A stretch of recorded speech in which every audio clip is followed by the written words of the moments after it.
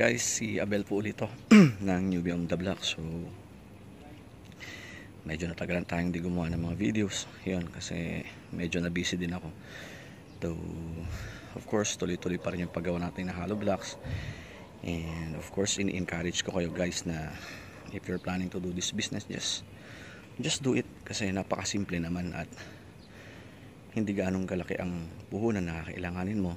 So ayun, ini-encourage ko pa rin kayo na ituloy ito. Though sometimes tumarating sa point na may mga competition tayo, pero let's just continue with the dedication and inspiration para ituloy ito. So for now, sa akin, tuloy-tuloy pa rin, though medyo nag-i-evolve ng konti yung thinking ko about CHB making business. So yun yung aking ginagawa ngayon.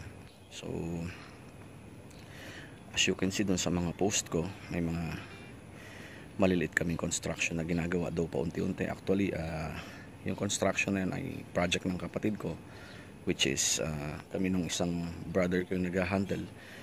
Hindi ganun kabilis yung transition ng project kasi hindi naman nagmamadali. So what I'm saying is you just have to think outside the box if you're doing the hollow blocks making business, para at least magkaroon ka ng kumbaga ng edge dun sa mga competitors mo na tumitingin lamang na ang hollow blocks ay business per se, o ibig sabihin yun lang yung gagawin mo at gagawin mo. So sa akin, hindi ganun yung ginagawa ko, kasi ang hollow blocks kasi siya yung kumbaga siya yung tinatawag nating cell block ng construction. Siya yung nakasanayan natin gawin, na kumbaga siya yung pinaka foundation o pinaka cell, yung life niya, yung mga building blocks na yun. So naging common na yun. So ang gagawin naman natin ngayon is not to see it as gawa ka lang ng gawa. Ngayon, dapat mag-isip ka rin kung paano ka magiging afloat or magiging kumbaga competitive or more competitive sa mga kasama mo or mga ibang gumagawa ng hollow blocks tulad ng business mo. So that's thinking one step ahead of them. So yun yung ginagawa ko. So hindi man ganun kabilis, pero unti-unti nagkakaroon siya ng movement. Nagpa-plan ako na let's see, tumingin ng mga simpleng project, like yung mga pinakasimple lang, like pagbabakod, ganyan.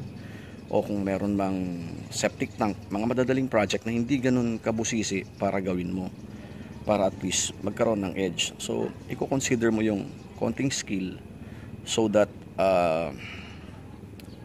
continue ka na makakagawa ng hollow blocks even without thinking kung kanino mo yan ibebenta everyday. So ang isang sekreto dyan is to think of a project or to look for a project na pwede mong magawa. So that's the thing na ginagawa natin yan, like what we are doing right now. We're slowly doing some house construction. Sabi ko nga, hindi man ganun kadali, pero as time moves on, makikita ka na gumagawa ka ng ibang concept para dun sa hollow blocks making mo, and that will give you a very good edge na ganito pala tong taon to, hindi lang hollow blocks yung ginagawa, nag-iisip pa siya ng ibang concept. So maybe who knows, pag napanood nila yung mga ginagawa mong ganun, mas makaka-attract ka pa ng mas